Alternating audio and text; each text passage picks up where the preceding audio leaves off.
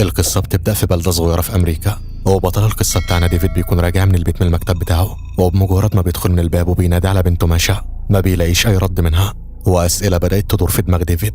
عربية بنته واقفة بره وهو فاكر إنها قالت إن أصحابها جايين الليلة دي. طيب فين ماشا وراحت فين؟ وديفيد بيكون قلقان جدا وبيجري على فوق، بيدخل غرفة ماشا على طول وبرضه ما بيلاقيش حد هناك. ووقتها عينه وقعت على باب الحمام، ولما بيفتحه المشهد اللي شافه بيغير حياته للأبد. ماشا بتكون راقدة في البانيو ودراعاتها مجروحة بجروح عميقة ناهت على حياتها بنفسها، والمنظر كان مرعب جدا لدرجة إن ديفيد اتصدم تماما. ومن اليوم ده وحياة ديفيد بتتحول لكابوس حقيقي. كل ليلة كان بيصحى هو عرقان من أحلام مرعبة، وفي النهار بدأ يشوف ظلال غريبة. وليلة من الليالي ديفيد حس كأن شبح ماشا واقف قدامه، وشها كان مرعب لدرجة إنه ما قدرش يتحرك، اتجمد مكانه حرفيا. وبعد 4 شهور بالعافية حالته اتحسنت شوية وبينضم لمجموعة دعم الناس بتشارك فيها تجاربها المؤلمة. ولما جه دور ديفيد اتكلم قدام الكل وقال أنا من 4 شهور بنت انتحرت، وقبل شهر بس مراتي طلقتني، ودلوقتي ما عنديش سبب أعيش علشانه. والناس لما سمعوا وجعه 4 ستات غريبة لابسين اسود بدأوا يبصوا له ونظراتهم كأنها كانت بتمزق روح ديفيد. وديفيد كمل وقال إنه لو يقدر يكلم بنته مرة واحدة بس يمكن وجعه يخف شوية. لكن قائد مجموعة الدعم حذره وقال له لوحات الأرواح والحاجات دي خطيرة، ده كله شغل شياطين، وأنصحك ما تلجأش للسحر. ديفيد بقى محبط واستسلم للفكرة. بس بعدين نفس ال4 ستات الغامضين جم وقالوا له احنا نقدر نساعدك ونقدر نخليك تقابل ماشا. ديفيد ما كانش مصدقهم في الأول، بس لما ذكروا اسم بنته اتصدم. هو عمره ما قال لحد على اسمها. والستات كمان قالوا له احنا بنقدر نسمع صوت قلوب الناس، ولو مستعد تعال عندنا.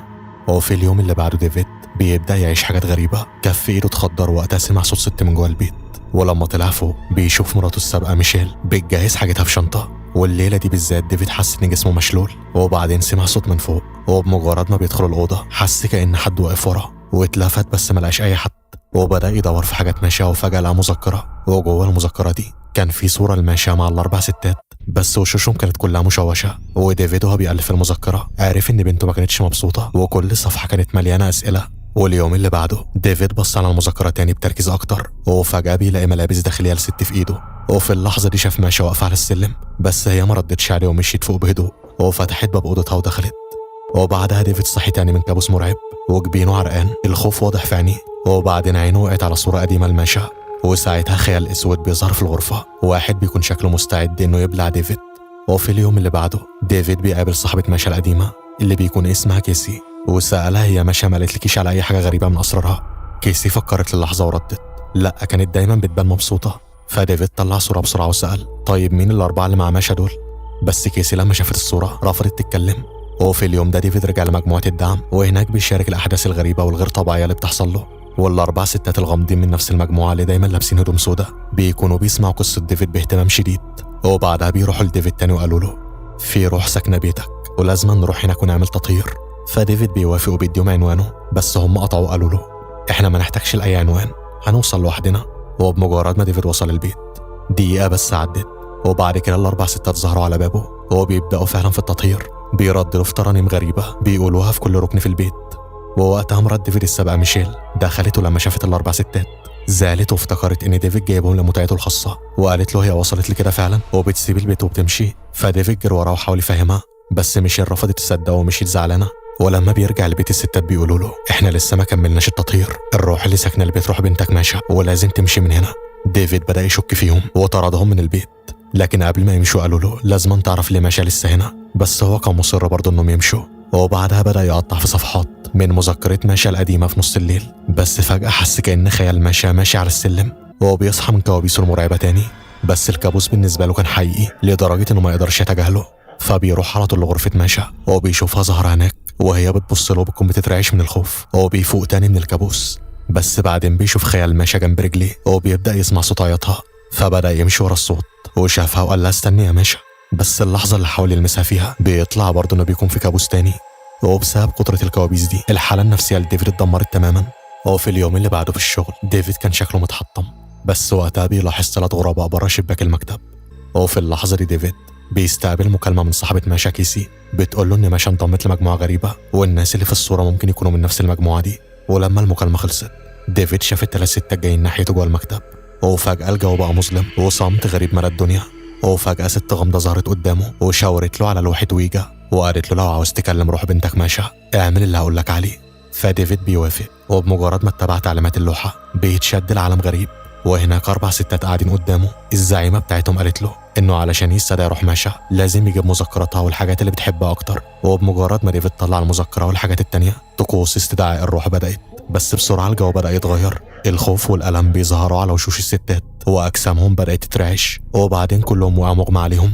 وديفيد بيلاحظ إن في الصورة اللي كانت وشوش الستات دي مشوشة فيها دلوقتي بيظهروا بوضوح، وعرف إن الستات الموجودين في الصورة هم نفس اللي قدامه. بس هنا كالعادة بيصحى من الكابوس وقلبه كان بيدق بسرعة وكان خايف، ما قدرش يفهم إذا اللي بيحصل حقيقي ولا مجرد وهم. ونادى على ميشيل وقال لها من فضلك خليكي معاه الليلة دي، وهي كانت خايفة عليه من حالته وبتوافق إنها تبات معاه. بس لما عينيها وقعت على لوحة الويجا بتزعل جدا وبتقول لي ورطت نفسك في كل الخرافات دي. فديفيد استخف بكلامها وقال بطلي سخافة، دي مجرد لعبة. أول ما قال كده ميشيل زعلت وخرجت. وفي اليوم ده بيشوف كابوس مرعب تاني. في الكابوس ماشا كانت بتهمس بحاجات في ودن ميشيل، وبعدها ميشيل صرخت بصوت عالي. فديفيد صحي فجأة بس فضل يسمع صوت ماشا بتنادي ناحية الغرفة، والمرة دي بيشوف خيط أحمر مربوط في صباعه. فبيمسك الخيط ومشي للحمام، وده نفس الحمام اللي ماشا خلصت على حياتها فيه. وكمان في الكابوس ديفيد شاف نفس المشهد المرعب، ماشا راقدة في البانيو متغطية بالدم. بس المرة دي كان في حاجة مختلفة، هي بصت له وقالت أنا وحيدة قوي. وبمجرد ما قالت كده ديفيد بيصحى من الكابوس تاني، بيكون مرعوب من صوتها المخيف اللي كلمته بيه. ولما بيبص من الشباك بيشوف 3 غرباء نفس الناس اللي شافهم قبل كده. فبيقرر انه هيعمل طقوس استدعاء الارواح بنفسه، وبدا يرتل في تعاويذ غريبه لقاها مكتوبه في مذكره ماشا. وهو بيرتل اصوات غريبه رددت صداها في الاوضه، وديفيد حس بدوخه وقع على الارض، وهبت رياح بارده خلته يفقد الوعي تماما.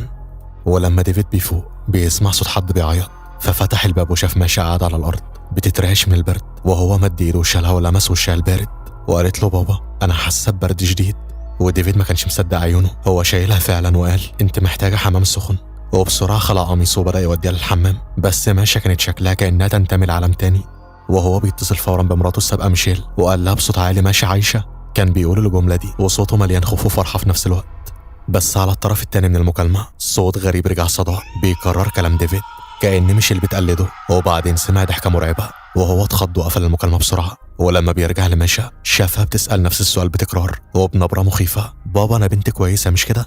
وفضلت تردد في الكلمه دي كتير. ومش بس كده، بعدين اتلفتت لديفيد وسالت بابا هو انت اللي قتلت نفسك؟ ديفيد ما كانش عايز يواجه السؤال ده، فمسك ايد ماشا وحاول ياخدها بره البيت.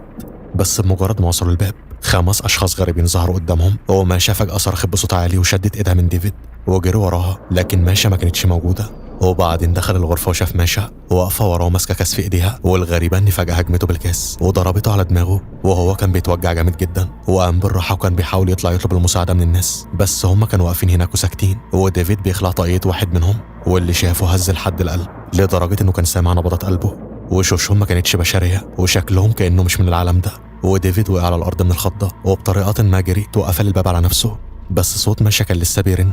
ولما لقاها كان مع سكينة حادة في ايديها قطعت بيها بطن ديفيد، وديفيد بيقع من الوجع وفضل يقاوم فيها لحد ما قدر يسيبها ويطلع فوق.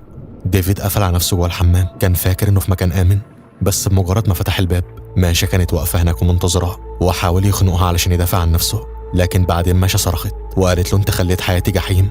والواضح كده انها عاوزة تعرفنا الحقيقة، وانها خلصت على نفسها لان ابوها كان بيعاملها بأسوأ، وبعد موتها هي اللي دخلته لعالم الكوابيس المحير ده علشان تعيشه في عذاب زي ما عايشها، وخلاها توصل لدرجة انها تموت نفسها. المهم فضلت تهاجمه زي حيوان مفترس. وخلال الصراع ده ديفيد بيرفع السكينة اللي وقعت وبدأ يطعنها، واخر طعنة اخترقت قلبها موتها للمرة التانية بس بايديه. بس لما بيحاول يهرب ال4 ستات الغامضين ظهروا تاني وبيمسكوه، وهو بدأ يحس بحركات غريبة في جسمه. فجأة طلعت من بطنه وهو بيتضح ان ماشا اتولدت من جديد من جسمه، منحوها حياة جديدة بسبب اللي عملوا فيها. ولحد هنا ديفيد ما بيصحاش من الكابوس، ومش عارفين بقى بالظبط ده كابوس ولا حقيقة، والفيلم قاصد يحيرنا. فأتمنى الملخص يكون عجبكم، وبس كده، سلام.